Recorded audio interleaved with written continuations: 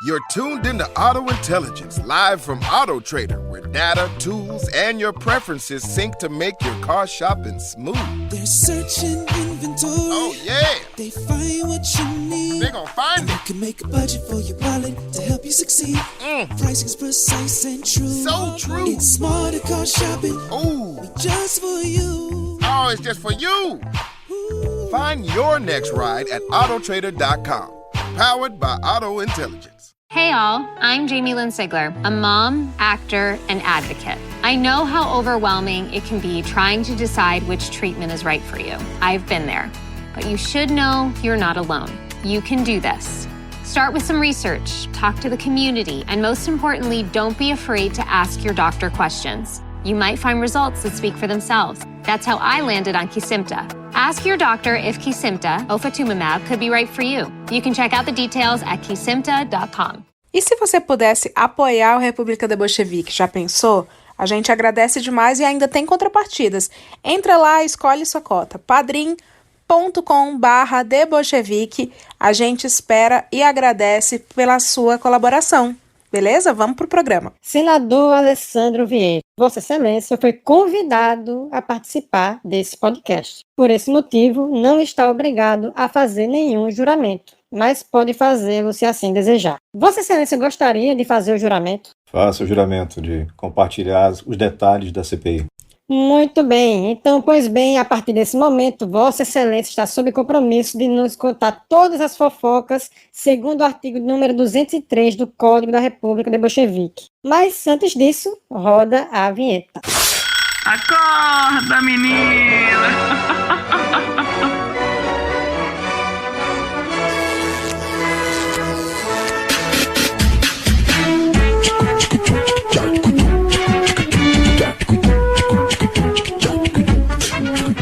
Galera, ouvinte, o homem que bota os caras pra tremer na CPI da Covid com perguntas duras, diretas, sem floreado, ele não surgiu do nada, não. Em um ano de Senado, o homem já foi projetado, um ano sim, 2, né? Tem mais 6, é muito tempo, gente.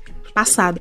Ele foi projetado como um nome já de peso no Senado Federal, quando o assunto é combate à corrupção, combate às más práticas, e quando ele não tá assuntando marmanjo, ele está educando crianças. São 3 filhos, adolescentes, um casamento. É um homem devotado. Portanto, ouvintes que mandaram perguntas erradíssimas, que jamais condizem com o nível desse programa, nós não vamos fazê-la, em respeito à família. Eu imprimi as perguntas e mandei para ele, porque algumas se enquadram no Código Penal. Vocês vão receber um lindo processo. Não vai estar tendo. Então pedimos perdão desde já a você, ouvinte baixo, raso, superficial, mas não vai ter isso não. Só que o que vai ter? Não vai faltar fofoca, fofocas de Brasília, isso a gente promete. Desde preso, ouvinte do República da Bolchevique, porque o senador Alessandro Vieira, o Cana, está entre nós. Bem-vindo, senador. Valeu, é um prazer estar conversando com vocês. Prazer o nosso. Antes de mais nada, aquela pergunta, né, que o coitado dos convidados vem aqui achando que vai ser uma coisa de alto nível. O senhor é fofoqueiro? O senhor gosta de uma fofoca? Não sou não. Meu Deus! Tchau! Acabamos aqui a conversa. Mas não é fofoca, é inquirição, é diferente. É inquirição. Ele prestou um juramento, todas as perguntas serão relevantes para o futuro do país, para a conclusão da CPI da pandemia. Não é fofoca. Agora é tarde para buscar habeas corpus com o Gilmar. Agora já foi. Então, senador, deixa eu fazer a primeira pergunta, que é basicamente, o senhor é de Passo Fundo, não é isso? Isso. Nasci em Passo Fundo, Rio Grande do Sul, e vim para Sergipe com 8 anos de idade. Por quê? Estavam fugindo do frio? Qual que foi? Minha família veio trabalhar com churrascarias aqui. Eu abri um restaurante. Ah, então vocês tinham um restaurante daqueles que faz churrasco, que tem aquela salada, batata, aquela coisa toda. A salada que ninguém come, né, Jair? Eu prefiro. Eu gosto também. É o sonho do dono da churrascaria, alguém que gosta da salada, que é mais barato. Eu prefiro. Mas é raro. Ô, Olha, esse é o seu primeiro mandato como político, né? Isso, eu nunca fui político, não. Eu sou delegado agora há quase 20 anos e nunca tinha envolvimento com política, não, antes de 2018. E aí, como é que foi que surgiu essa oportunidade do senhor entrar para a política e logo para um cargo de Senado Federal? Na versão resumida, dá para dizer que eu entrei na política investigando político. Né? Na mais comprida, a gente começou aqui, enfim, eu assumi o comando da Polícia Civil no Estado e a gente fortaleceu as operações de combate à corrupção. E na hora que a gente começou a chegar em financiadores de campanhas, empreiteiras, deputados, eu acabei exonerado do cargo e fui trabalhar na delegacia numa cidade interior aqui, pertinho da capital, mas já fui sabendo que era necessário mudar de lado nessa situação, de posição, para continuar o meu trabalho. Porque as principais decisões são sempre dos políticos, não adianta. E se você não invadir esse terreno, sempre vai ter gente lá desqualificada, corrupta, comandando a sua vida. Essa foi a virada. No final das contas, eu fui candidato a senador, disputei o cargo com o governador que me exonerou. E ele hoje está aposentado em casa e eu estou dando trabalho para vocês na CPI. Parece que o jogo virou. Não é mesmo? Tá dando trabalho pros depoentes. Eu sei que o senador não vai poder falar, porque tem toda uma questão de postura, decoro e tal, mas eu sinto que deve ter sido a sensação daquela protagonista da novela, quando vê a pessoa que lhe humilhou e você tá por cima, você fala, eu fui eleito, querido. É mais ou menos isso. Não imaginam o prazer que é estar de volta. Tem um pedaço que é isso, né? Todo mundo é ser humano, claro. Então, já começar como a carreira política como senador é um feito na realidade, né? O povo sergipano realmente viu e acreditou muito no senhor, e a gente está vendo isso durante essa CPI toda também. Mas também existe o fato de que o senhor já deu entrevista afirmando que já tinha votado no atual presidente Jair Bolsonaro. E a minha pergunta, e eu acho que a pergunta de muita gente, seria... pela sua atuação na CPI, que está sendo bastante firme enfim, qual foi aquele turning point? Qual foi aquele momento, né, que a luzinha se acendeu e falou, bom, agora deu, agora não dá? Eu fui eleito votando na Marina. A minha candidata a presidente da República era Marina Silva, na Rede. Eu já era senador eleito quando no segundo turno a gente teve Fernando Haddad e Jair Bolsonaro. Eu apostei contra o projeto do PT. Eu entendia que o PT ia ser um retrocesso do ponto de vista do combate à corrupção e eu errei. Eu já assumi esse erro, já declarei o arrependimento profundo, porque Bolsonaro a gente já sabia que era um ignorante, que era um cara de pouco preparo, mas eu pelo menos não tinha informação suficiente para saber que ele ia se abraçar com o Centrão com 30 dias de mandato e ia destruir todo um aparato de combate à corrupção que levou anos para ser construído. E, enfim, agora é trabalhar por uma outra alternativa para, de certa forma, remediar aquilo que eu ajudei a construir, votando no segundo turno, fazendo as ressalvas já naquela época, que era um projeto problemático, mas que se mostrou ainda pior do que alguém podia imaginar naquele momento.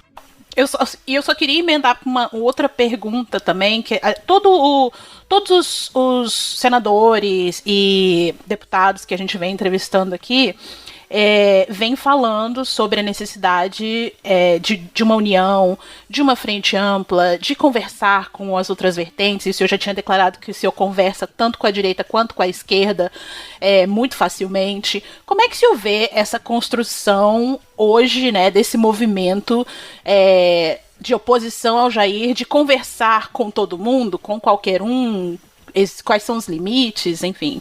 O limite vai estar naquela coisa da honestidade, né? Não dá para você conversar com um bandido a troco de tirar um outro parecido. Isso já deu errado antes, não dá para fazer esse mesmo caminho. O que eu tenho feito é conversar com todos aqueles que estão dentro de algumas bases que para mim não dá para negociar. Então a primeira delas hoje é a democracia. Não dá para participar de nenhum projeto que vá colocar em dúvida a questão da democracia no Brasil. O governo Bolsonaro ataca a democracia todo dia. O presidente Bolsonaro diretamente ataca a democracia todo dia. Então isso é absolutamente incompatível para mim. E você tem a questão de uma reforma de Estado dentro de alguns eixos, de educação, redução de desigualdade através de transferência de renda e educação, juntas, caminhando lado a lado, e o combate à corrupção, que não deixou de ser uma bandeira essencial para mim. Esse mundo de incompetentes que você vê no poder, normalmente chegaram lá e permanecem por conta da corrupção. Tem gente que faz uma continha que não está bem certa, quando você diz que o maior impacto, o maior prejuízo para o Brasil é a incompetência. Numericamente mas ela só chega lá pela corrupção. Uhum. A gente vinha observando ao longo dos nos últimos anos um desequilíbrio de forças que mostra que o bolsonarismo aparelhou tudo e a ponto de que hoje em dia o depoente ser investigado pela Polícia Federal acaba se tornando um benefício para ele, porque impede ele de eventualmente responder alguma pergunta na comissão, como a própria CPI da pandemia. Os senhores senadores acham que a CPI ela veio meio que colocar as coisas mais ou menos no eixo e voltar a ter mais um equilíbrio para que as coisas realmente sejam investigadas? O que a CPI faz é colocar luz nisso tudo, né? Se não fosse a CPI, ninguém ia saber dos mais de 100 e-mails trocados com a Pfizer, por exemplo. Não ia conhecer os detalhes da negociação com a Covaxin, não ia conhecer esse personagem tão importante em Brasília que se chama Francisco Maximiliano, que era da Global, agora é da Precisa, e que funciona na dobradinha com a turma do Centrão, em particular com o Ricardo Barros, deputado federal. Então a CPI tem essa função. Só que a Polícia Federal, o Ministério Público, esses órgãos todos, eles não se resumem àqueles líderes que estão ali no momento fazendo a função política. Tem muita gente boa que está colaborando, que quer colaborar e que passa informação e que ajuda a avançar nas investigações. Mas essa coisa de poder ficar calado por conta de investigação, eu tinha alertado lá atrás o Renan Calheiros, que é o relator, que transformar em investigados ia garantir o direito deles de permanecer em silêncio e usar, enfim, até o trancamento de investigações, a depender do ministro sorteado. E é o que vai acontecer em alguns casos. Eu vou aproveitar esse gancho aqui para perguntar sobre o relator. Eu li na Piauí que o senhor tinha umas críticas, pelo menos no início, né, ao método do relator da CPI inquirir. O senhor mantém essas críticas? Quais eram essas críticas? E que dicas o senhor daria pro ouvinte que quer fazer um inquérito na vida pessoal aí, pegou o celular de um cônjuge, uma coisinha, e ele quer conseguir aquela informação? Olha, o Renan não é vocacionado para interrogar ninguém. Acho que talvez o Renan funcione melhor sendo interrogado do que interrogando. É uma coisa enfim, um pouco de técnica, um pouco de paciência também, de ouvir as pessoas. É mais ou menos o que vocês estão fazendo comigo, né? Você tem que jogar a pergunta como um gancho e deixar a pessoa expressar. E dentro daquilo ir tirando o que interessa para o que você está fazendo. O político normalmente gosta de falar demais. Ele fala o tempo inteiro e não escuta os outros. É um pouco o que acontece com vários. Mas o Renan e outros tantos estão tentando melhorar o trabalho. Tem uns que não têm salvação, vocês já sabem quais são. Mas outros estão fazendo o dever de casa e melhorando aí o trabalho. Eu não sei quem são, não. Eu não faço ideia de quem seja. O que eu gosto dessa CPI é da peculiaridade, primeiro, que é uma CPI que está sendo televisionada, transmitida em tempo real na internet, ela é feita junto com a internet. E segundo, porque tem uns breaks para ofertas de supermercado que a gente gosta demais. Chã patinho ou lagarto, quilo, R$ 36,69. Pá a 100 capa de filé e peito, quilo, R$ 38,99. Mas atenção agora, freguesa, pela ordem, porque a mamata não acabou. Chegou o caminhão de ofertas de vacina superfaturada. É isso, então eu achei inovador. É uma pergunta completamente não relacionada a qualquer coisa que Leila tenha falado agora. Senador, é verdade que teve um apelido lá no Senado que pegou? Tem vários. Mas a gente tá falando de um apelido específico aí. E lembra todo mundo na hora de fazer feira. Vocês estão falando do que tá fazendo às vezes de um locutor de supermercado, né? Não, senhor. Eu não faço a menor ideia do que o senhor tá falando. Nós não falamos nada, foi o senhor que acabou de falar. Eu não sei, mas o que eu ouvi falar é que quando ele começa a falar, o povo começa, olha o champatinho lagarto, vamos ver quanto é que tá o quilo da carne hoje, senão vai ser frango a semana toda de novo, porque tá tudo caro. Ele presta um serviço no fim das contas, porque todo mundo se liga nas ofertas. Eu concordo com a parte do presta um serviço. Não vou dizer que no supermercado, mas certamente presta. E nem pra quem? É um estilo, né? É o estilo. Agora eu vou... bom, já que a gente já começou a cair na galhofa, eu vou fazer uma pergunta aqui que, pelo amor de Deus, senador, perdão, alguém tinha que fazer essa pergunta e me puseram aqui. Eu não tenho nada a ver com isso. O senhor é um cara com consciência de classe? O senhor se julga um cara com consciência de classe, já que a gente tá falando dos demais lá dentro? Você tá falando em termos de espírito de corpo, proteção mútua ou o quê? No geral. Porque assim, o senhor tem consciência de que o senhor saiu favorecido, o seu layout, o seu ali naquele ambiente? Porque assim, muitos ali não foram agraciados. E aí era aí que eu queria entrar, que assim, as perguntas, como eu falei na introdução, as perguntas que as pessoas estão mandando na internet, que o senhor virou um grande crush dessa CPI. As pessoas estão achando o senhor muito bonito e muito charmoso. E cunharam o termo Alelovers. O senhor sabia disso? Ou a sua assessoria? A Elaine não chega a essas informações porque ela é respeitosa. Beijo, Elaine. A gente vê os comentários, né? A gente acompanha os comentários. Digamos que a concorrência não é das melhores, né? Então, favorece. Talvez seja isso. O senhor venceu por WO. É o senhor mesmo que opera o Twitter? O Twitter sou eu que uso mesmo. Desculpa desde já. Perdão. Meu Deus, que vergonha. Mas inclusive, ó, temos uma apoiadora. O senhor pode mandar um salve pra ela, uma apoiadora, que essa menina só fala do senador Alessandro Vieira, chama Larissa, mulher. Tá aí, a Larissa disse que ia aumentar a cota se a gente mandasse o salve do senhor. Manda um salve pra ela. Salve pra Larissa, tá valendo. Larissa, se lascou. É o Pix de 3 dígitos, viu, Larissa? Menos de 3 dígitos a gente corta na edição. Tá, mas é só, eu queria voltar numa coisa que o senador falou agorinha, que foi a questão de como fazer as perguntas e etc. E assim, como o senador foi delegado, já tem uma linha própria de como elaborar as perguntas. O senhor consegue resumir mais ou menos pra gente como é que funciona a montagem da linha do senhor com os assessores no dia anterior? Porque assim, tem as perguntas que surgem na hora ali das perguntas que estão sendo feitas e quando o depoente começa a entrar em contradição. Aí isso já gera algumas perguntas. Mas e antes? O que é que é observado? A gente tem toda uma preparação com a equipe, né? São 7, 8 profissionais que atuam e vocês colaboram muito. A gente tem não só a turma da internet, do Twitter, mas também pessoas que buscam o gabinete para passar informações. São políticos, empresários, policiais, enfim. E a gente soma tudo isso e leva para a CPI para começar o depoimento com tudo na mão. No final das contas, a gente usa muito pouco, porque o próprio depoente, ao longo daquelas horas, vai dando mais sinais e mais linhas para você puxar que interessam mais. Eu só tenho 15 minutos, né? Então, você tem que ser bem objetivo naquilo e aproveitar as oportunidades. E são muitas oportunidades que surgem porque praticamente todo mundo que sentou naquela cadeira lá tinha coisas para contar e que queria esconder. E dá para você aproveitar mais prestando atenção no que eles falam do que fazendo só roboticamente a leitura do que foi preparado no dia anterior.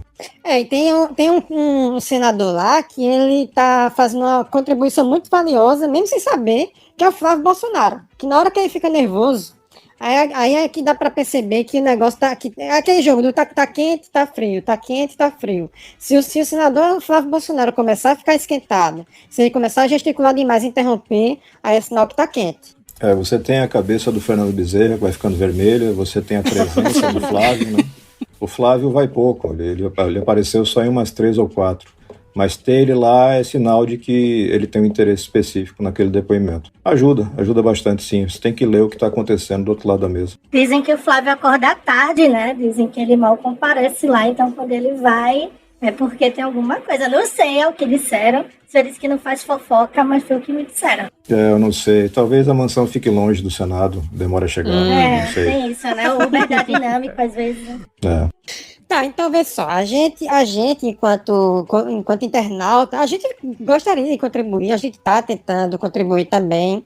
Então, o senhor pode dar umas dicas para a gente de como elaborar perguntas relevantes para os depoentes? Tem alguma regra geral assim? A primeira é você conhecer o depoente, né? Você, enfim, conhecer o perfil dele. Se é um cara vaidoso, pode ser uma bela porta de entrada, né? Tem outros que são mais lentos na fala, você tem que ter paciência e deixar que ele vá, enfim, com toda a calma, colocando lá a sua história, para você depois testar cada pedaço e mostrar o que é verdadeiro ou não. Cada depoimento é de um jeito, mas o básico é fazer o dever de casa e prestar atenção no que é falado. Acho que essas duas coisas já ajudam muito. Senador, falar um negócio aqui pro senhor, a gente já conversou isso com o Maraziz neste podcast, com o Randolph. Tem gente incomodada com o trabalho dos internautas. Eu não, tá, General Helena, o olho que tudo vê. Você, Jaime, sim. Leila. Diga. Não, Leila, deixa eu só mandar um beijo para os nossos queridos fãs, Marcos Rogério, Eduardo Girão, que estão sempre acompanhando, não tiram o nosso nome da boca deles. Então, assim, valeu mesmo, continue prestando audiência. E é isso, a gente vai continuar com os trabalhos. Não, eu não tenho nada a ver com isso, eu apenas sou uma menina que faz babyliss e aparece aqui para os senadores não acharem que estão conversando com 3 perfis fakes. Mas os perfis fakes têm ajudado bastante a CPI. E aí o que acontece? Estão chamando de gabinete do Renan, gabinete do ódio. Sendo que a gente nem é odioso, a gente é debochado. Por favor, corrigir. Só uma correção, Leila. Nós não somos fakes, nós somos tímidos. Tem uma diferença conceitual aí. É verdade. Perdão. Anônimos. E aí pediram para que esses 3, eu não, perfis anônimos, fossem depor na CPI. Pediram, teve um ministro pedindo e tudo. Achei tão chique se importar com vocês. O dos perfumes. O senhor, como delegado e senador, o que o senhor tem a dizer sobre isso? Acho que faz sentido esses 3 irem pra lá falar com essa voz? Com essa voz vai ser sucesso de audiência. Olha, na realidade, independência incomoda muito, né? E essa coisa anárquica da internet ajuda muito a quebrar essa impressão de segurança que eles têm. Então, debochar um pouco, o humor ajuda demais a mostrar o ridículo da situação. Então, seria um depoimento muito interessante. Ia ser engraçado ver o senador Heinz conversando com vocês. Eu queria 15 minutos naquele microfone. Ele é nosso reizinho. Falando com o Marcos Rogério. Fazer um apelo ao pessoal da Panini. A gente faz cada bingo massa com o Heinz, com a galera que a gente faz um bingo e deixa rolar enquanto acontece esse CPI. Porque a gente é multitask. Então fica o apelo aí pras editoras. Vamos fazer o álbum de figurinhas da CPI da Covid, o bingo da CPI da Covid, tanta coisa legal. Eu já tô abrindo o Photoshop aqui. Jair, me faz. Vamos movimentar a economia, já que o Paulo Guedes prometeu? Conta pra gente um pouco essa escolha, né, dos membros da CPI. Como é que foi definido, assim, levanta a mão quem quer participar, quem deixou o Raiz entrar? E o Marco Rogério, só para dar para vocês a oferta do dia, enfim, como é que... São as maiores bancadas que decidem a maioria dos integrantes. Você teve o MDB indicando o Renan para ser relator, o PSD indicando o Amaro para ser presidente, e pelos blocos você vai fazendo a indicação dessas pessoas. O Raiz, eu tenho a impressão que entrou como suplente do bloco do DEM-PP, alguma coisa assim. Ele tem interesse nisso. Não tem muita gente lá disposta a botar a cara para defender o governo, não. É aqueles 4 e talvez mais uns 2, 3. Então são 4 corajosos. Tem valor aí. Tem, muito. Ai, eu juro que não era zoeira da minha parte. Mas é que tá. A CPI caiu agora de ter um G7 que meio que tá virando do G6, mas teve uma maioria da oposição. Mas assim, isso representa o que é o Senado Federal, porque o Senado Federal, do pouco que eu sei, do pouco que eu acompanho o Senado como um todo, ele não tem a maioria de oposição. Como é que aconteceu para dentro da CPI ficar com a maioria de oposição?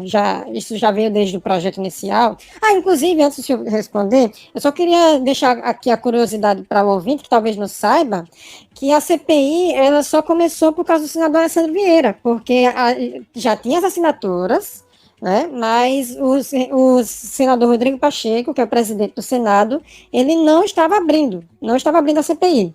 E aí o senador pode contar pra gente o que foi que aconteceu. A gente precisou entrar no Supremo, com mandado de segurança, eu e o senador Cajuru, para garantir a instalação. E agora que a gente tem a necessidade de dobrar o tempo, enfim, ampliar o tempo da CPI, novamente parece que vai ser necessário, porque o Rodrigo Pacheco está sentado no requerimento desde a semana passada. Então, assim, não faz muito sentido. É uma questão de direito muito simples. É claro que vai dar a prorrogação, basta apresentar novamente a petição e o STF vai dar. Ele devia economizar o nosso tempo, o tempo do judiciário. Essa coisa da maioria do governo ou não no Senado, o Senado nunca teve maioria governista nessa legislatura. São poucos os que são mesmo do governo. Você tem maiorias circunstanciais, conforme a pauta que chega. E, eventualmente, conforme o repasse de emendas e cargos, né, que são duas coisas que funcionam, parte disso pelo menos a céu aberto. Mas no dia a dia, eu diria que a bancada do governo, dos 81 senadores, no máximo 20 que entram, carregam o caixão até o final do velório. Alguns estão só ali no primeiro momento, mas daqui a pouco largam a alça do caixão. Hey all, I'm Jamie Lynn Sigler, a mom, actor, and advocate. I know how overwhelming it can be trying to decide which treatment is right for you. I've been there. But you should know you're not alone. You can do this. Start with some research, talk to the community, and most importantly, don't be afraid to ask your doctor questions. You might find results that speak for themselves. That's how I landed on Kesimpta. Ask your doctor if Kesimpta, ofatumumab, could be right for you. You can check out the details at kesimpta.com.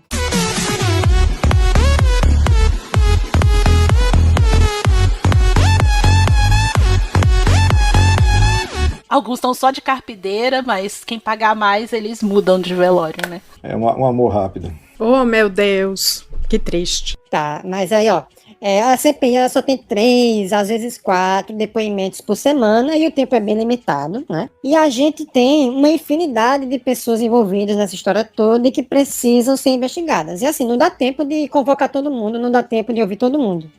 Aí, 2 perguntas. Primeiro, como é que escolhe quem é que vai depor ali e quem não vai depor? As investigações ocorrem somente via quebra de sigilo, seria isso? As quebras de sigilo e pedido de informação são peças fundamentais para a investigação. A pauta de depoimentos ela é discutida, especialmente pelo grupo majoritário, mas eu sempre brinco que a gente faz 12 horas de reunião e depois o Omar tem 5 minutos em que ele muda tudo e faz mais ou menos como ele pensou. Tá dando certo até agora, a gente está conseguindo dar um roteiro inteligente para a coisa, mas não vai dar tempo de ver tudo, entendeu? A gente esbarrou agora num esquema de corrupção na saúde que não é de agora, esse esquema se arrasta lá há muito tempo, é um esquema vinculado ao Centrão. A gente vai deixar pronto uma série de indícios disso, mas esperar que chegue até o final da investigação não vai rolar, não dá tempo. É manter o foco, é entender bem o que a gente está procurando, né? A CPI foi instalada para poder apurar ações e omissões do governo federal referentes ao combate à pandemia.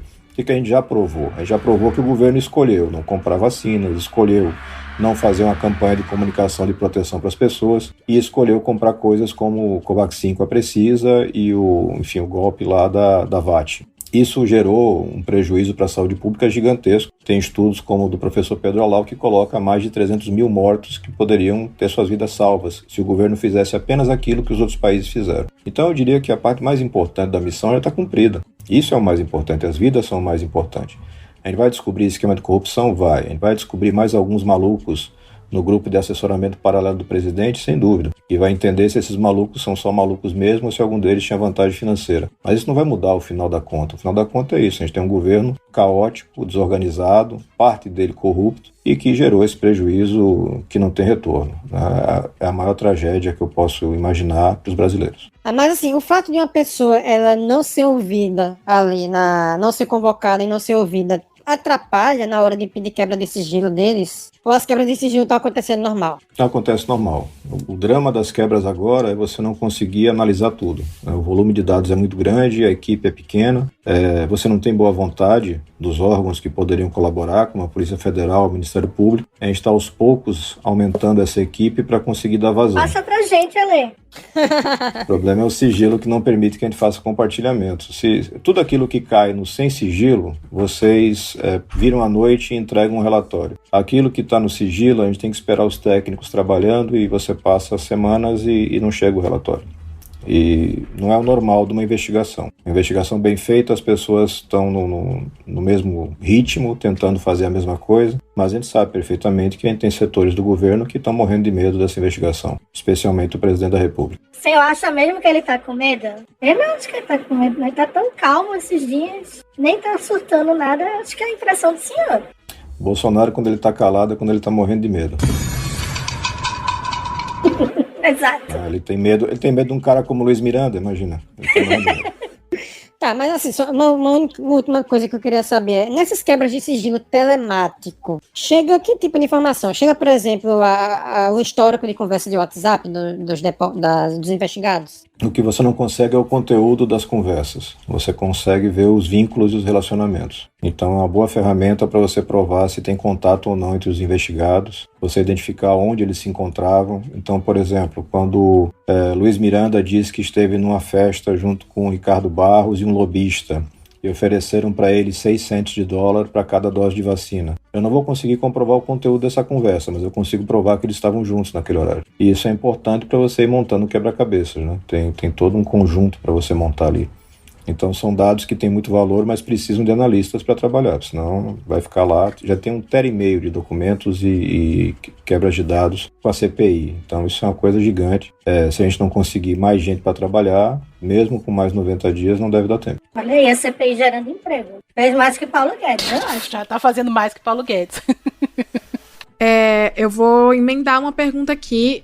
O senhor é muito sério, né? O senhor é muito contido, muito concentrado, mas diante de colegas, né, lá das sessões, não dá vontade às vezes de tacar uma bolsa, um telefone, uma vaia cearense que seja? Como que o senhor faz para se concentrar? Ainda mais que o senhor, embora gaúcho, o senhor seja nordestino, né? O senhor já é nordestino. Como é que faz para não soltar um yay, gay, vaquem garal? Tem uma hora que vira gritaria mesmo, não tem como, né? Porque qualquer ser humano deve ter um limitador de estupidez para ouvir e tem horas que esse limite é ultrapassado ali pelos colegas. É um desrespeito, o senhor está me desrespeitando de novo.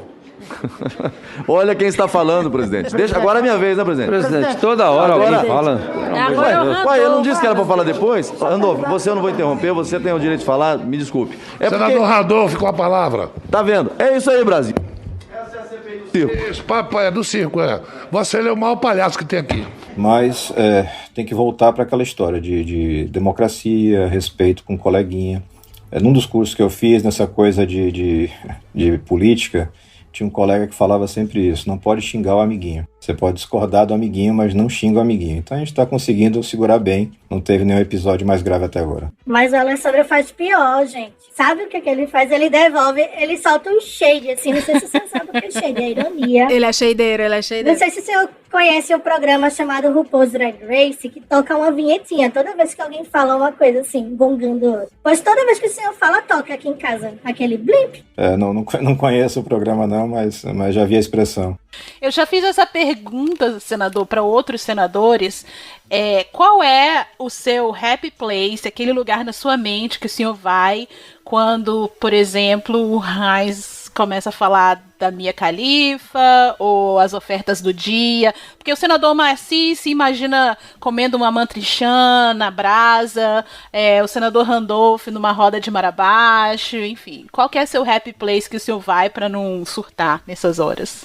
Eu fico contando os segundos no relógio que fica logo ali na frente. Aí, que completa os 15 minutos, eu já peço pela ordem, o tempo, senhores. O Marcos Rogério, particularmente, fica muito chateado com isso. Mas mais do que 15 minutos, ninguém merece. Então, pera.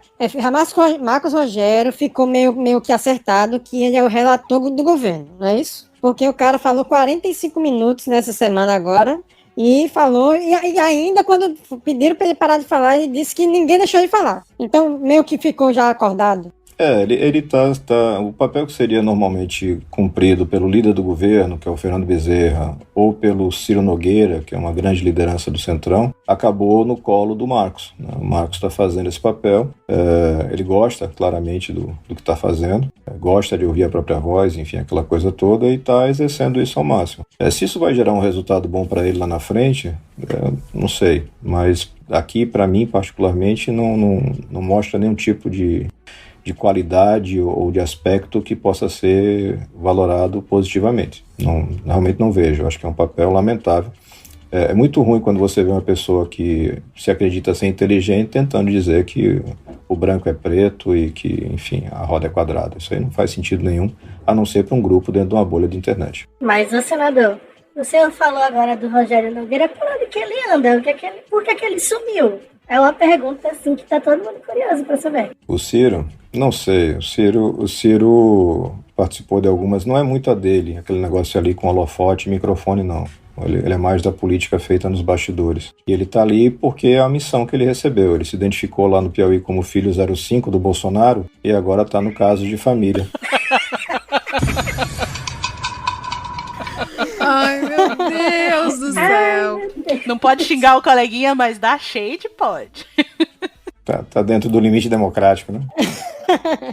Tá, veja só, teve 2 casos, 2 episódios que são recentes e que a sua participação ficou muito incisiva e muito marcante, que foi no episódio dos Irmãos Miranda e agora recentemente do Dominguete. Mas assim, é muita confusão.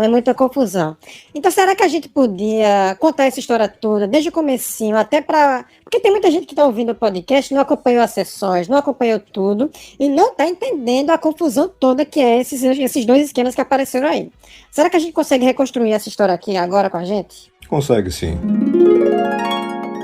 A primeira coisa é entender que esse governo é caótico, né? Esse governo é um governo paralelo, com ministério paralelo, assessoria paralela, ABIN paralela, tudo é paralelo no Bolsonaro. E isso reflete em tudo que acontece até nos esquemas, né? Nada é dentro do mais racional. A gente chega nos Miranda através de um depoimento que foi prestado numa apuração no Ministério Público Federal, onde o Luiz Ricardo, que é o irmão que é funcionário público, foi ouvido, e no depoimento ele fala que é pressionado para poder acelerar contratos da Precisa e da antecessora da Precisa, que é a Global, que essa turma dá golpe no Ministério da Saúde já há alguns anos, desde que o Ricardo foi ministro, pelo menos, desde que o Ricardo Barros foi ministro. Então, com esse cara identificado, claro, a gente chama o Luiz Ricardo. Junto com o Luiz Ricardo vem de brinde o irmão Luiz Miranda.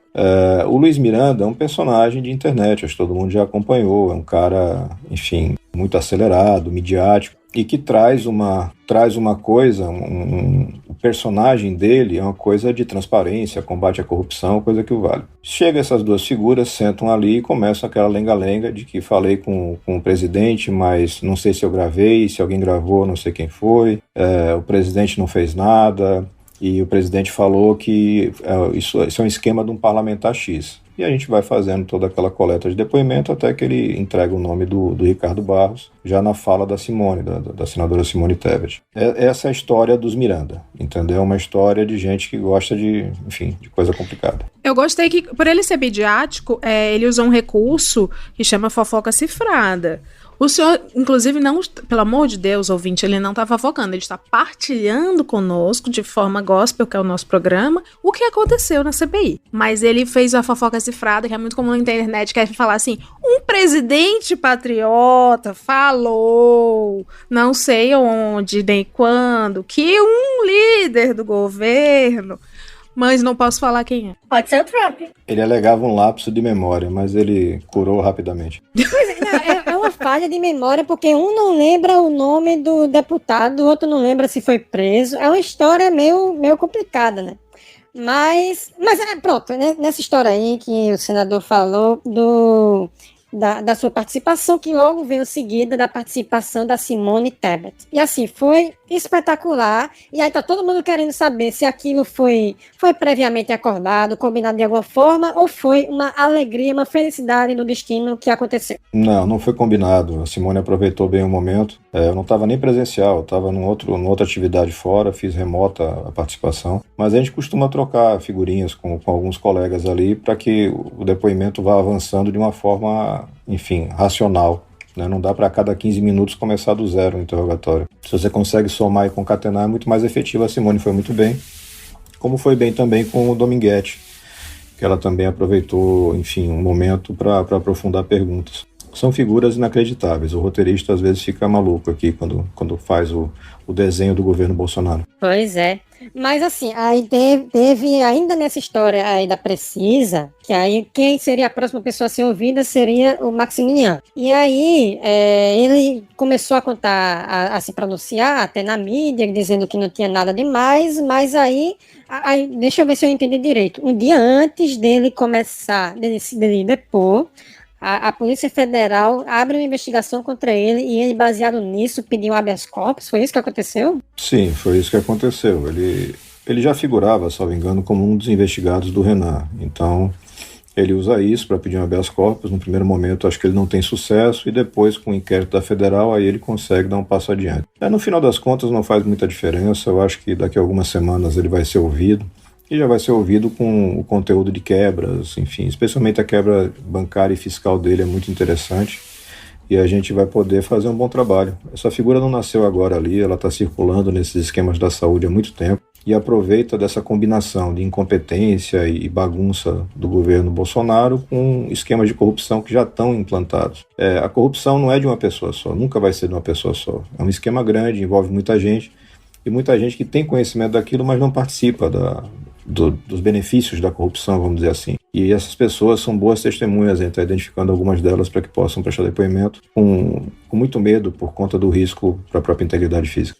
Aproveitando esse gancho, senador, o senhor falou que as pessoas estão com medo aí, mas o Ricardo Barros, que é apontado nessa Gotham City como o pinguim, o chefão do esquema, ele tá, eu vou ser ouvido, me chamem, pelo amor de Deus. E aí, como é que vocês estão se preparando? Como é que vai ser isso? Vai ser uma boa oitiva, mas ela vai acontecer quando a CPI achar que é o momento, não quando o deputado Ricardo quiser falar. Não é assim que a brincadeira funciona. Ele vai esperar a hora dele. Tá vendo isso, ouvinte? Ouvinte, preste atenção nisso. Você fica se humilhando no WhatsApp pro seu crush. Você tem que assumir o seu tempo. As coisas vão acontecer, mas no seu tempo, igual na CPI. Fica a dica aí. Não trate como Alessandro Vieira quem te trata como Ricardo Barros. Não trate, não faça isso. Tá bom. Então, é porque assim, o que a gente está observando é que o pessoal que é ouvido depois acaba se dando mal, porque vai aparecendo mais coisa, e o pessoal vai se tornando cada vez mais intrincado nas histórias. Será que é mais ou menos essa a ideia do Ricardo Barros, de ser ouvido logo para evitar de falar mais na frente, com mais coisas? O último deputado que se voluntariou para ser ouvido em CPIs foi o Eduardo Cunha. Não funcionou bem. O Ricardo pode estar escolhendo um caminho não tão bom, né? Mas ele sabe, é adulto, né? Ele sabe muito bem o que faz. Inclusive, quando ele aparecer, é bom vocês puxarem essa história de imunidade de rebanho, que ele é um dos maiores defensores, inclusive fez audiência na Câmara para defender a imunidade de rebanho, e ele chamou quem? Chamou a Nise Yamaguchi, chamou o Anthony Wong, e se eu não me engano até o Paulo Zanotto. Então, é mais uma linha. O quê? O Barros... Tu é fofoqueiro, hein? Tu é fofoqueiro, hein, Tesouro? Foi o Barros que fez tu isso? Sabe de não, tudo. eu só falei aqui. Foi Ricardo Eu não Barros posso que fez acreditar, isso. Foi ele meu mesmo. Deus. Meu Deus. E ele lá em maio do ano passado, ele dizia que o presidente dizia que a estratégia ia ser a imunidade de rebanho por contaminação, para que 60% da população fosse contaminada. Isso antes de virar a líder do governo. Eles falavam isso abertamente, né? Hoje o pessoal fica deletando vídeos e tweets, mas vocês têm uma memória implacável, né? É ódio. Aqui são mais de 2 anos na força do ódio. Não, a memória é implacável. Memória implacável é uma placa de memória muito boa também. Antes de a gente passar pro Dominguete, eu queria só parabenizar o senhor e a Simone Tebet, porque vocês sabem, vocês têm consciência que desde a vitória da Juliette, vocês conseguiram fazer mini happy hours naquele dia, né? Quando vocês recolheram esse nome. O senhor soube disso, assim? Eram grupos e grupos de Telegram, WhatsApp, pessoas na internet marcando brejas online. Isso foi muito legal, então muito obrigada. Vocês reacenderam a alegria que a Copa América não proporciona. Acabou ocupando um espaço meio do Big Brother, né? Sim. E o senhor tem emoji, que é o emoji da viatura. Vamos falar agora sobre a testemunha que tentou engabelar a comissão da Covid. Rapaz, o que diabo foi aquilo? Mais uma vez, senador, considere que a nossa audiência é burra, rasa e superficial. E metade aqui é trabalhador brasileiro que está trabalhando, não acompanha as coisas. Então conte, não de uma maneira fofoqueira, mas de uma maneira partilhadora, o que aconteceu. Pra gente entender o que foi aquele dia frio, cheio de áudios. Mas antes disso, se o senhor puder falar, porque assim, pelo que eu vi até na mídia, vocês, a sua assessoria e a equipe já estavam de olho nessa história antes de sair na mídia, então, foi isso? A gente vem investigando todos os contratos ou tentativas de contrato de vacina do Ministério, né? Então a Davat chamou a atenção, acho que uma semana antes ou 10 dias antes. E a gente teve contato com o servidor terceirizado que referiu essa situação de alguém que quis vender vacina e não conseguiu vender porque pediram propina, e o nome já era o da Davat, já eram essas informações. O que vai mudando o roteiro é um contato que acontece através da jornalista Constança, da Folha de São Paulo. Ela consegue localizar o Dominguete, juntamente com o tal Cristiano, que seria o céu, como diz o Dominguete, o céu da empresa aqui é o Cristiano. O céu é o limite.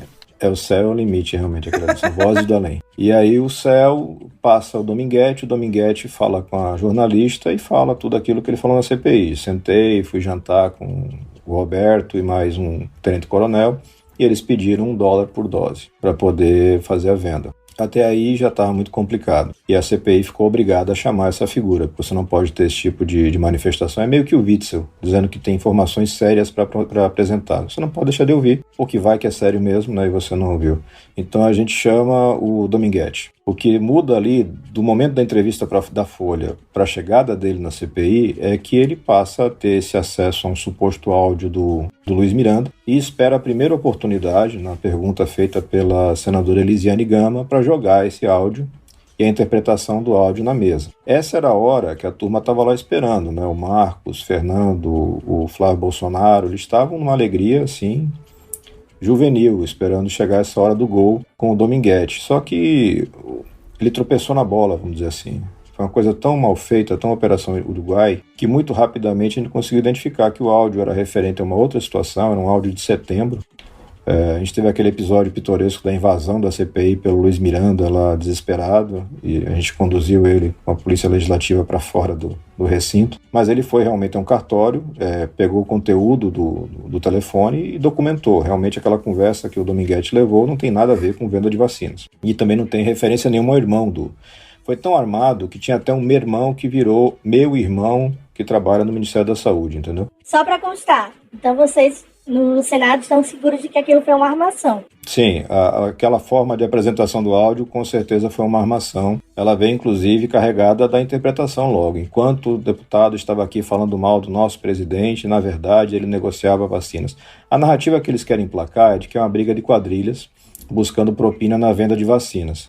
Eu vou até o pedaço da briga de quadrilhas, tem briga de quadrilhas ali mesmo, mas não é essa briga que ele tentou emplacar, é uma outra briga, onde você tem setores do Ministério da Saúde que estão buscando ocupar um espaço que gira bilhões de reais. Por conta da pandemia, esses bilhões de reais estão girando sem licitação, com pouca transparência, e claro, isso chama a atenção da turma que sempre está aí para roubar de qualquer coisa. Eu vejo assim, puxa, o cara tá roubando dinheiro de vacina, os caras roubam dinheiro de merenda, os caras roubam dinheiro de qualquer coisa. Se for dinheiro, eles roubam, entendeu? Então não tem. Esse tipo de figura tá ali há muito tempo e vai se adaptando a cada governo que chega. Roubo sem viés ideológico. Total. Esse papo de ideologia para definir se é ladrão ou não é, o cara é ladrão porque é ladrão, ele só vai esperar a oportunidade dele. É só você ver, e aí não chamando ninguém de ladrão, claro, apesar da imunidade parlamentar a gente não deve exagerar, mas você vê que o cara é líder de governo de qualquer governo. Como é que funciona isso aí? Alguém explica? O que ele tem de tão bom assim? Graça, talento, carisma. Às vezes ele é carismático. Nerve. Inclusive, senador, eu só queria fazer uma observação, porque tá parecendo muito fácil invadir ali a CPI. Uma hora é o Miranda entrando, fazendo um escândalo, outra hora é o ACF invadindo o banheiro das mulheres. Eu não sei o que tá faltando mais ali pra invadirem. O ACF é o anjo, e o anjo não tem sexo. Ele tava no banheiro feminino por causa disso, ele era um gender fluid. Não tem banheiro pra anjo, né? Aqui é um negócio engraçado, né? Bem a cara de Brasília. Quando eu cheguei aqui, uma das coisas mais estranhas é que você não bate na porta para entrar, porque você é senador, então você tem acesso a qualquer lugar. Eu acho isso tão esquisito. Mas é assim que funciona, né? Você vai na sala do presidente do Senado. Não, pode entrar. Eu digo, mas eu não vou bater na porta, você vê o que ele está fazendo lá dentro. Não, o senador não bate e entra. Eu não me adaptei ainda, eu continuo batendo na porta antes de entrar. Mas o Luiz Miranda acho que não é muito adepto, e ele estava meio nervoso, ele entrou correndo lá. Tem uma coisa, assim, é uma tragédia que a gente está vivendo, mas tem uns momentos que são de tragicomédia, né? Você tem claramente uns episódios que depois, quando a gente tiver tempo para pensar nisso com calma, são de um ridículo que cabe bem na comédia. Pastelão. Não, só para apontar que eu tô rindo da ironia. A ironia que é o senador entrar em qualquer porta e o que é policial ele bate. Quando ele podia entrar chutando. Polícia! Naquele dia o senhor estava remoto, não é isso? No dia do depoimento dos Miranda, estava presencial. Dominguete eu estava presencial.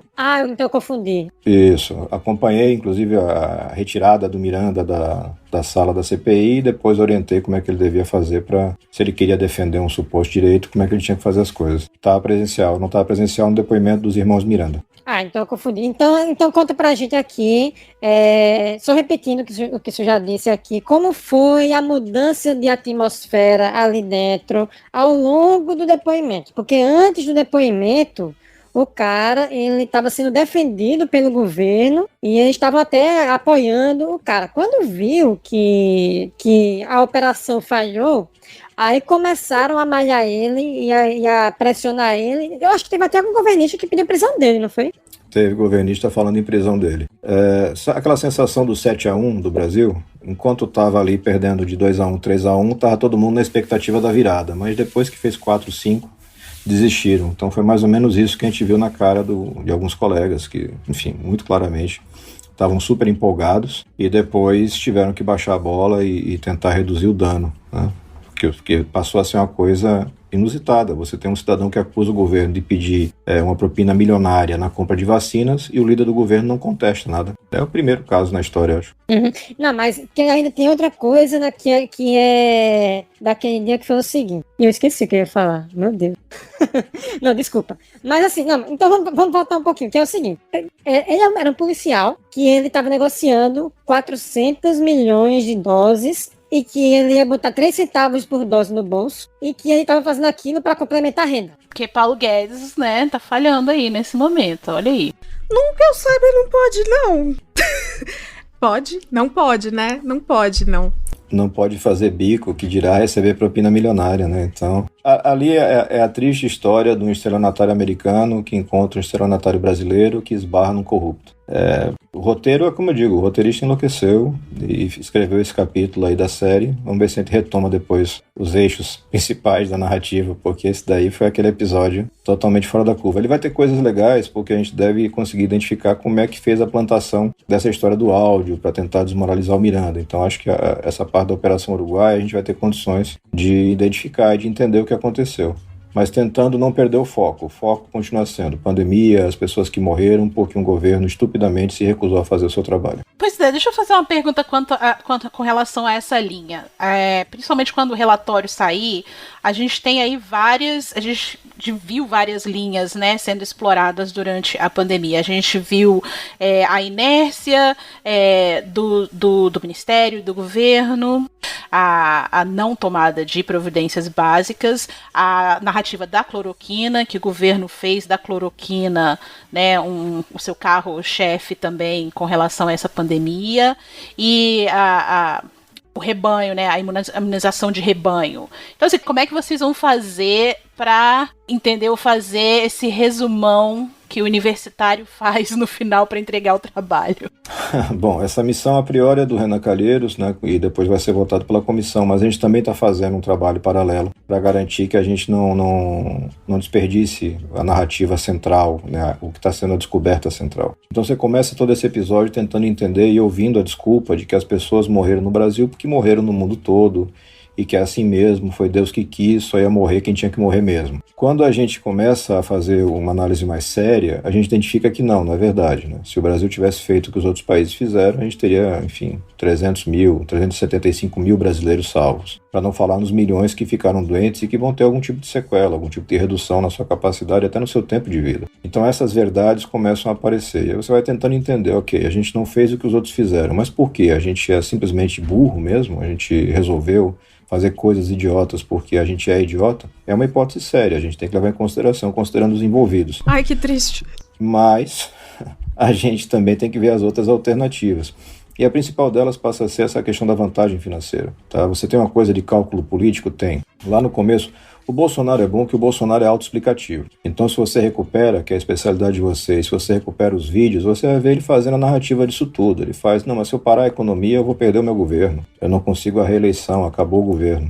Aí você vai ver um maluco que vende hambúrguer dizendo, não, vão morrer 5 mil pessoas, por que vai parar a economia por causa de 5 mil pessoas? Eu quero vender o meu sanduíche. E aí vai o velho da van botando feijão para vender na loja dele porque ele quer deixar aberta como se fosse serviço essencial.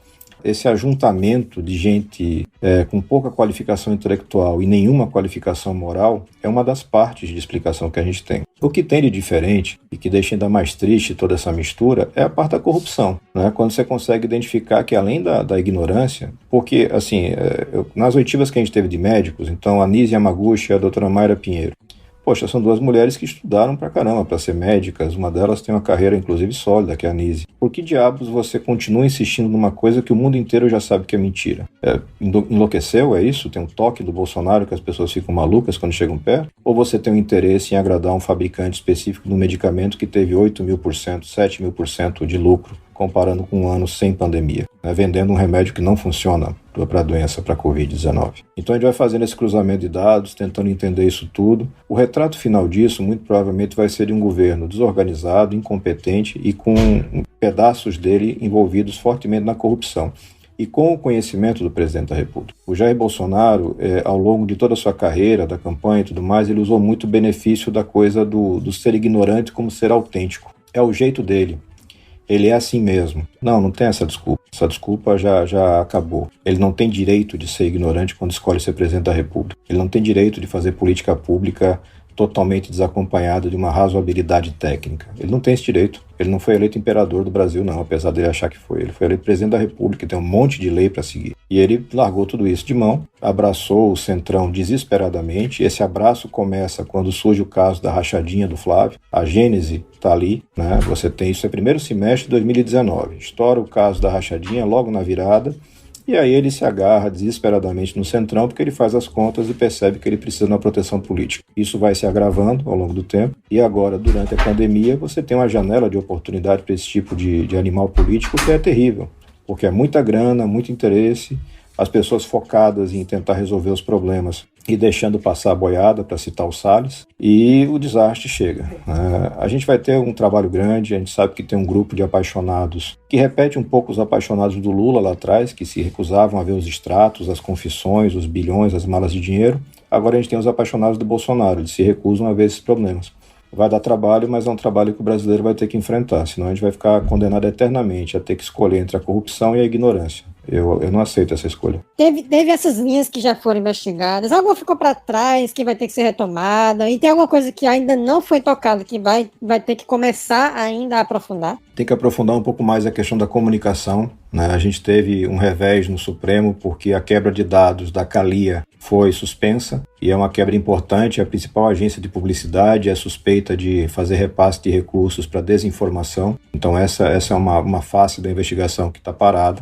A gente vai ter que aprofundar um pouco mais esses casos de corrupção, mas com a consciência de que a gente não chega até o final deles, porque a CPI não tem essa bala toda, esse tempo todo para trabalhar. Mas no final de tudo, ajustar a tipificação, fazer um relatório consistente, mostrar os fatos e deixar que os órgãos de controle e o brasileiro, no final das contas, faça sua escolha com base na verdade que vai estar ali, clara, para quem quer ver. Senador, vou fazer uma pergunta que eu acho que vai responder muita gente. Porque, vamos lá, nós tivemos vários flagrantes de depoentes mentindo na cara dura, inclusive com a contraprova chegando lá para justificar a prisão deles. O Omar é contra usar a prisão pelos motivos dele, ele já explicou aqui. E o que é que o senhor policial acha que tinha que ser feito nesse sentido? Eu entendo a posição política do Omar, mas o jurídico, o técnico é prender. É caso de flagrante, prende e depois deixa o cara se resolver lá com o seu advogado. Mas entendo, ali ele tem sempre a preocupação com a repercussão política de cada passo, como aquilo vai ser explorado.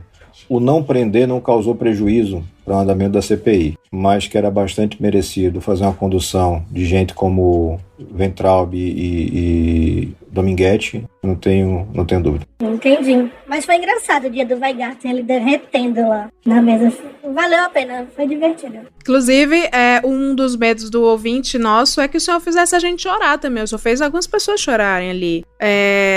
Segura, os olhos marejaram, mas enfim... A gente sabe, pelo seu estilo e pelo seu jeito e os trejeitos também lá na CPI, que o senhor sabe de muita coisa que está por vir, né? Então, para além disso tudo, ainda tem o caso da Cancino, que tá para aparecer aí. Então, o senhor podia adiantar alguma coisa? Há spoilers do que vem? A Cancino parece reproduzir um pouco o mecanismo da Precisa, mas com outros personagens, né? Você tem uma empresa criada para fazer uma intermediação, um laboratório que não precisa desse intermediário, não faz o menor sentido, e você tem uma ligação entre sócios, né? Mas mais do que isso, a gente acaba antecipando o que eu não vou conseguir agora demonstrar, então é melhor esperar as cenas do próximo capítulo. Vamos lá. Não percam, todo dia na TV Senado. São eles, Érica, são os extraterrestres. Eu não acredito. Hoje, logo após Escrava Mãe. Estão vindo pra cá, acho melhor a gente ir embora. Vamos fugir, vem. Surge uma nova ameaça.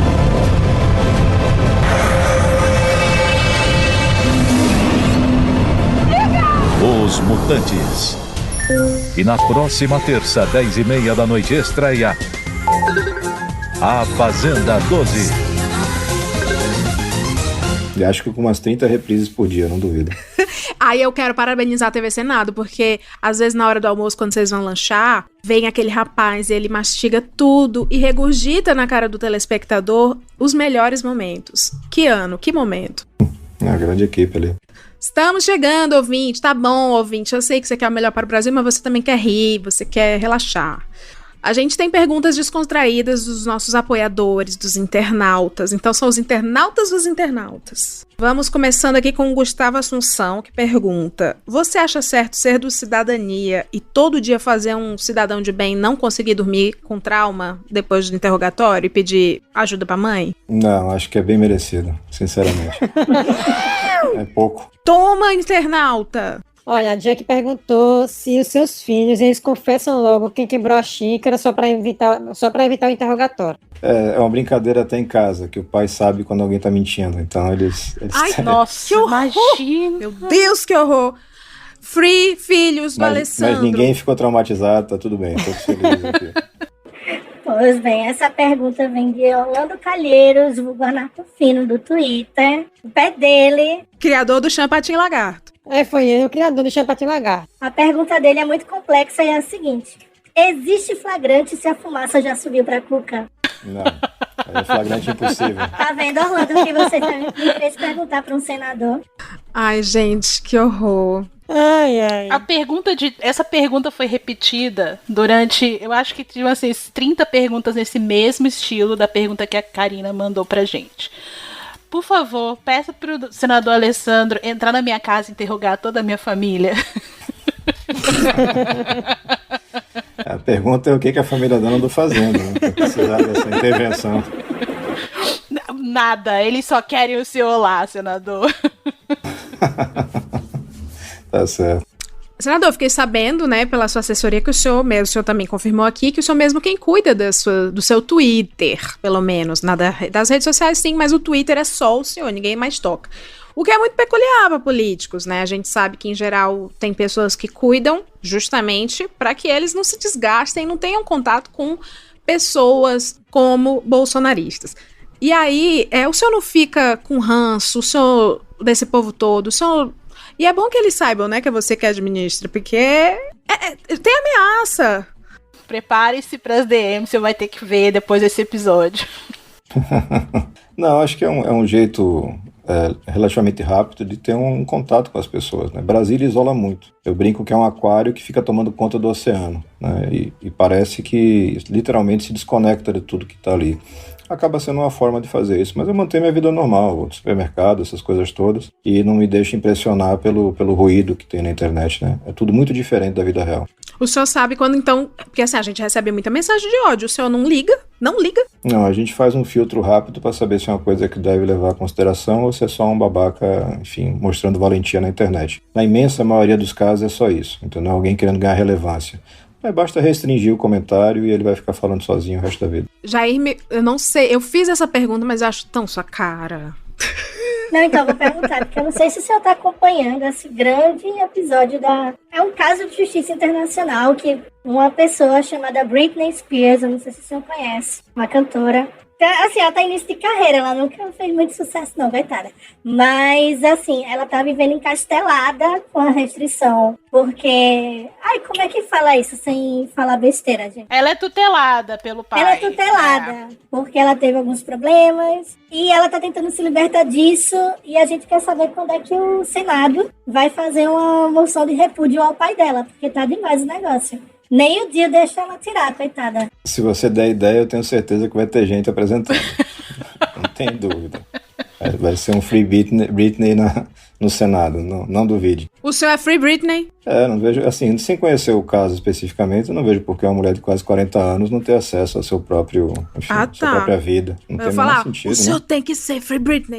O senhor tem que ser Free Britney. É porque, senador, ela disse assim, eu só vou lançar álbum novo quando eu sair disso. Aí tá todo mundo sem ouvir música nova, faz um tempo. Eu acho que tem um tempo grande mesmo que ela tá nessa daí, só trancada em Las Vegas, né, fazendo shows. O show dela lá é sensacional. Olha, ele sabe! Ele sabe! E como é que você não sabe que ela tava fazendo residência em Las Vegas? No cativeiro do pai dela? Eu não vivo na bolha, não. A gente tem que ver ainda mais com os filhos adolescentes todos, a gente acompanha tudo. Com filho adolescente, eu ia falar isso. O Cana sabe tudo, meu. A minha pergunta, senador, é... Qual foi a declaração ou o ato do presidente Bolsonaro que o senhor, como delegado, pensou? Isso daí é flagrante, eu vou lá dar voto de prisão pra ele. Tem que fazer uma lista grande, viu? Bolsonaro dá pra fazer a do dia. Assim, ele comete crime contra a saúde pública a cada 24, 48 horas. Ele fala bobagem sobre máscara, ele fala bobagem sobre vacina, ele manifesta preconceito LGBT, desculpe. Ele faz tudo. Ele tem uma capacidade imensa de usar isso para criar radicalismo e fidelizar mais ainda a base. Nada é aleatório ali. Ele tem um sistema de comunicação muito bem preparado, muito afiado. A gente viu isso com o Dominguete. Quando o Dominguete solta o áudio do Luiz Miranda, você tem um monte de postagens, eles conseguem fazer até uma curva de domínio nas manifestações, nas interações de internet, e depois, quando a verdade chega, eles vão perdendo esse espaço. Não é a turma que está de brincadeira aí, não. Eles têm um projeto de poder e é um projeto de longa duração. Ele vai ter trabalho para tirar eles de lá, mas a gente vai tirar. Uhum.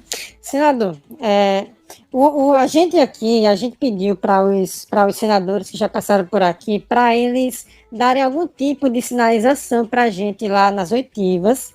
O Omar Aziz, ele soltou "O Brasil tá lascado", e o Randolfo Rodrigues levou o globinho lá, que colocou em cima da mesa no dia do depoimento do Osmar Terra. Será que o senhor pode fazer algum compromisso assim com a gente? Assim, sem compromisso, mas só assim na expectativa, para o internauta que está ouvindo aqui e vai assistir as próximas oitivas. Será que dá para fazer alguma referênciazinha só para o pessoal saber? Vocês são citados todo dia lá, já é do bom tamanho.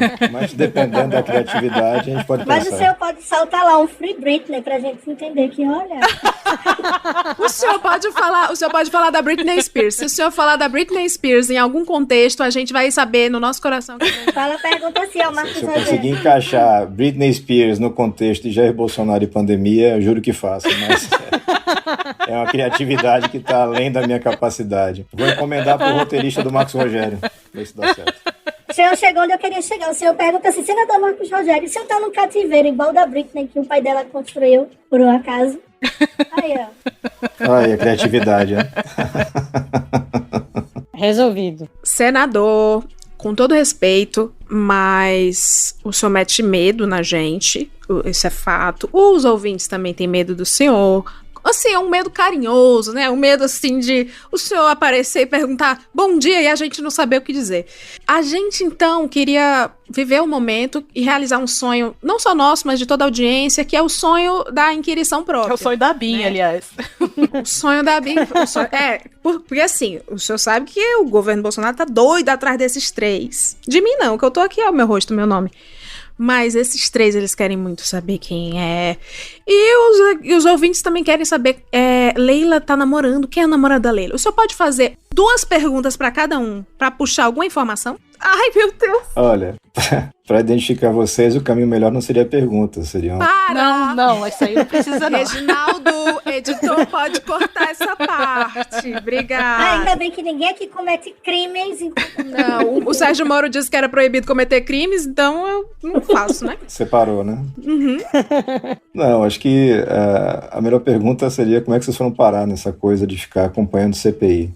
Acho que esse é um bom indicativo para saber de onde é que vocês vêm. Olha, então, primeiro, por onde começar, né? Por onde começar? A gente poderia, senador, dar 520 mil motivos.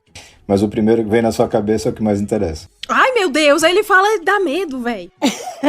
Não, mas assim, é porque a gente já vem acompanhando o bolsonarismo desde 2018. E a gente vê a oportunidade de contribuir de alguma forma e ter o feedback dos senadores, é uma oportunidade única que a gente gostaria e está aproveitando. Quando o senador Randolph responde a Já Me Arrependi lá no Twitter, a gente vê que existia um canal para a gente ter algum tipo de contribuição, aí foi uma via de mão dupla aqui.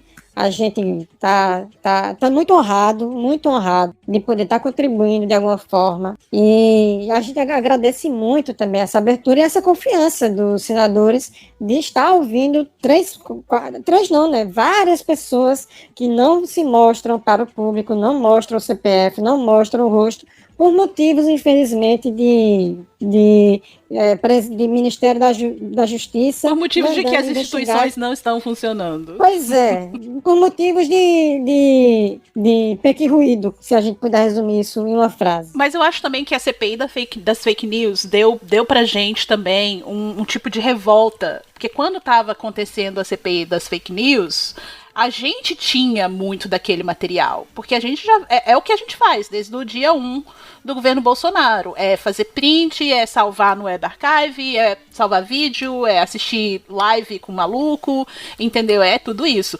E aí, quando a gente viu, assim, o pessoal ouvindo o Frota imprimindo um tweet no lado escuro, enfim, gastando a tinta do Senado inteiro pra poder jogar shade na Carla Zambelli, não era isso, a gente tinha tudo, era só olhar pro lado de cá, né, era só olhar pra gente.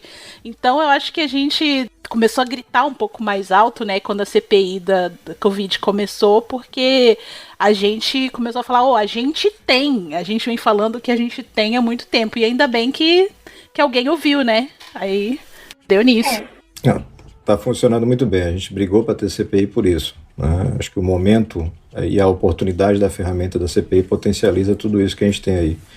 A CPI das fake news não acabou ainda, ela está lá em andamento, mas claramente ela se perdeu pelo formato, né? Uma CPI mista, então quando você junta os deputados aumenta muito a quantidade e favorece a questão da gritaria e obstrução. Eu participei de algumas sessões da CPI das fake news, apresentei lá alguns requerimentos, mas naquele formato é difícil avançar. Nisso que a gente está conseguindo fazer aqui é avançar mais. E vai tocar em alguns pontos daquilo, especialmente se a gente avançar nas quebras referentes a financiamento da desinformação. O sistema bolsonarista de apropriação política, ele passa por desinformação industrial. Não é uma coisa aleatória, não é uma coisa que um maluco, o tio do Zap pensou aqui, fez um card, fez um meme, fez um texto. Não é assim. Isso é tudo muito bem formulado, toca em pontos sensíveis do emotivo do brasileiro médio, puxa aqueles preconceitos mais arraigados e politiza isso, né? Gera um sentimento de medo. Eu tenho medo dessa turma agora, tanto que eles querem agora discutir fake news.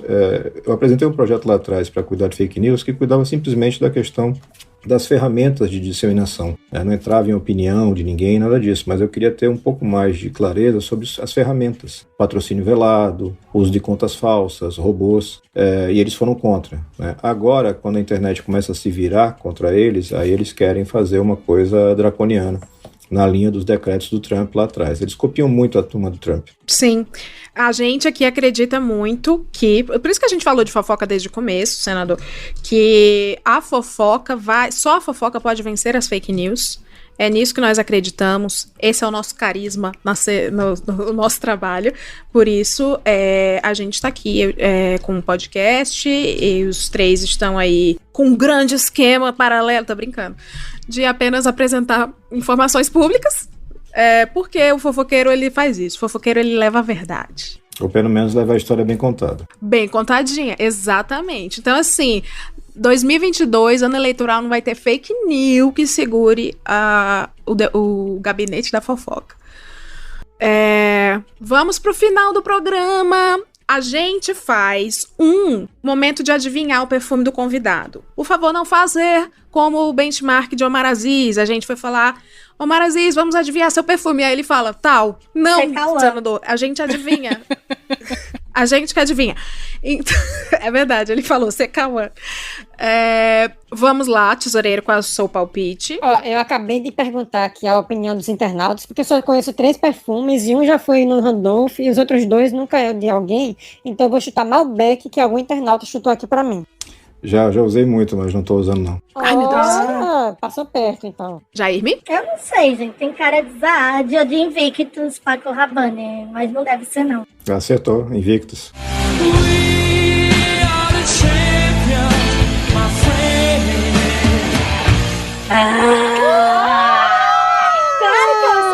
Claro que eu acertei. Eu falo pra todo mundo, eu trabalho na Polícia Federal. Vocês ficam duvidando? Só Jairme que acerta esses Jairme, para de falar. Não adianta, gente, não adianta. E... Olha, a gente acertou o antigo e acertou o novo, hein? Então foi 2. Eu nem vou falar mais os meus, nem regresso. Não, nem acabou. Acabou pra gente, Leila. E pra finalizar, é um momento que todo mundo... Esse programa, ele é quase uma religião, tá, Alessandro? Porque a gente faz previsões para o Brasil na política e, não sei se seus assessores lhe contaram, a gente sempre acerta. A gente sempre acerta, assim, coisa de uma semana, pá, Folha de São Paulo, Estado, CNN, já saiu. Por mais bizarro, por mais que seja frota apoiando Lula, acontece. Então, a gente convida você a fazer uma previsão, pode pirar, ou algo que você já saiba e já quer lançar assim na roda. A minha previsão é que uma testemunha do lado de lá vai se inspirar e fazer os irmãos Miranda, vai abandonar o barco, vai explanar tudo na CPI e vai pedir proteção nas próximas semanas. A gente tem possibilidades nessa linha, sim. A gente tem pessoas que a gente vai ouvir ainda que tem esse perfil que você descreve. De uma pessoa que participa de algum processo, ou de uma parte de um processo, e que agora, por vários motivos, resolve entregar o serviço. Acho que pode acontecer. Vamos ver se acontece no prazo que você falou, uma semana, 10 dias, quem sabe. Levanta a mão pro alto e sente o rajadão. Olha, eu vou mais ou menos na linha do que falei agora há pouco, que eu acho que alguma linha muito interessante vai surgir por causa dos cacuetes de Flávio Bolsonaro, que sempre tem algum chilique na hora que o negócio tá apertando. Então, eu acho que ele vai entregar o ouro nessa CPI, Flávio Bolsonaro. Levanta a mão pro alto e sente o rajadão. Flávio Bolsonaro é o passador de recibo oficial ali da família, né? Deixa eu falar. É a função dele, talvez. Pior que é verdade mesmo, que ele foi perguntar, mas peraí, você pediu propina, mas cadê a prova da propina? Cadê o recibo da propina? Então talvez a gente tivesse acostumado a propina lá com o recibo, papel passado em 3 dias no cartório, porque é tudo muito bem documentado, né? É que tem um pessoal que recebe ainda na conta, né? Tem uma turma que faz essas coisas de depositar cheque, essas paradas aí, entendeu? Então, às vezes é força do hábito. Inclusive, eu quero falar aí pro pessoal da BIM, eu não escondo meu CPF porque inventaram o Pix. Então, assim, a minha chave é o meu CPF, quem quiser manda mimos.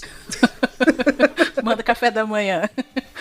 Não, a minha previsão é saindo um pouco da CPI agora, porque, assim, senador, eu sou uma das pessoas que visita Chernobyl todos os dias, todas as teorias conspiratórias o senhor pode encontrar lá no meu perfil, entendeu? Explicadinhas.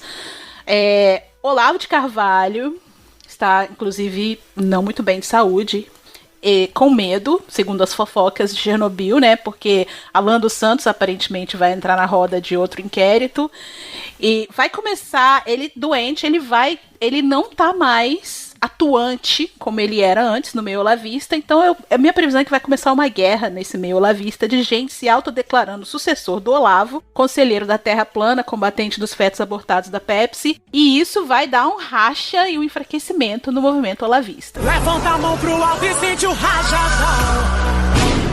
Meu Deus, que morte horrível. Não a dele, ser isso. Eu não sei se ele teve bem em algum momento da vida. Você tá falando, ele tá bem, acredito, né?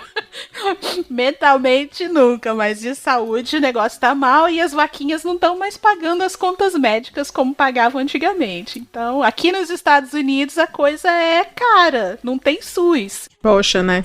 Que coisa. A minha previsão, ela vai de acordo com o assunto da semana e o... Ai, como é o nome dele? Eu falei que é o assunto da semana, esqueci o nome dele. Bolsonaro.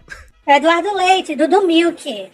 Pronto, o Dudu Milk saiu do armário oficialmente, tá todo mundo discutindo isso, tá todo mundo elogiando o gesto. Pois bem, a minha previsão é que vai ter mais gente saindo ou saída do armário. Por quê? Porque tinha gente que tava com o cronômetro para ser saída do armário um dia desses e não saiu. Por quê? Porque a imprensa é boa, a imprensa tem responsabilidade, entendeu? A imprensa entende que essas questões são de faro íntimo. Mas pode vazar. Eu vou vazar? Não vou vazar. Levanta a mão pro alto e sente o rajadão. Tá parecendo Luiz Miranda, né? Dizendo, pode ser que tenha uma gravação. Não sei se eu fiz, não sei se eu não fiz. Tá certo. Pior que tem. Senador, qual a sua previsão? A sua agora. A minha previsão para as próximas semanas é que a gente vai ter cada vez mais problemas com o Jair Bolsonaro e ele vai tentar cada vez mais fazer acenos contra a democracia. Né? É um cara com medo, é um cara que não tem serviço para colocar em cima da mesa e que vai para uma campanha muito difícil em 22. Acho que na área da política é essa mesmo. Levanta a mão pro alto e sente o rajadão. E nessa área de armários aí eu não tenho conhecimento para fazer previsão com relação a ninguém. Eu não gostei dessa previsão do senador Alessandro Nobre, porque ele ficou parecendo a Maju Coutinho, falando, gente, vai chover amanhã. E chove. É óbvio que vai chover. Meu filho, ele não tem conhecimento dos armários, mas dos camburões. Meu amigo. Bom, ele sabe quem entra e quem sai na jaula. Ouvinte! Vamos agora agradecer, senador Alessandro Vieira, muito obrigada por ter entrado nesta brincadeira informativa, que vai, de verdade, vai fazer muita diferença aí na vida de quem precisa falar. Este é um programa para quem ama e quem odeia política. Então, muito obrigada por ter participado com a gente, obrigada pelo seu trabalho que está sensacional na CPI da Covid, continue fazendo esse trabalho incrível, estamos todos acompanhando, tá? É um trabalho que está motivando muito mais pessoas a falarem de política e a fazerem política, entrarem de uma maneira íntegra, né? Verem outras alternativas também, né, nesse trabalho. Meus colegas de bancada, tem alguma coisa para falar? Pro pessoal seguir o senador Alessandro no Twitter, né? Que é @senador @sen_Alessandro. E você quer que o pessoal te siga no Instagram também, senador? Isso aí, assim, mas eu não vou saber dizer pra ti nem qual é o perfil, se tu não souber, eu não sei. Né? A Instagram já é com a Leila, eu só sigo no Twitter. Então vamos manter no Twitter, que é ele mesmo que responde. É um tratamento personalité. Isso aí. A gente agradece muito a oportunidade de estar participando de alguma forma, de estar contribuindo e de estar sendo ouvido, que é uma honra e uma responsabilidade ao mesmo tempo, mas que a gente agradece muito e que a gente tá junto nessa, porque todo mundo quer que os responsáveis por esse pandemicídio que aconteceu sejam responsabilizados. Pandemicídio foi uma boa expressão. Essa já está copiada aqui. Gostei da... Resume numa palavra só todo o nosso desastre. É isso aí. Exatamente. E a gente vai fazer o quê? O que a esquerda faz de melhor, que é soltar a mão uns dos outros. A gente vai soltar a sua mão, ouvinte. Até o próximo programa. Um grande beijo. Use sua PFF2. E, por favor, brigue com quem não use. Esse é o seu papel no mundo. Seu papel social é brigar com quem não usa máscara. Tchau, tchau. Tchau, tchau.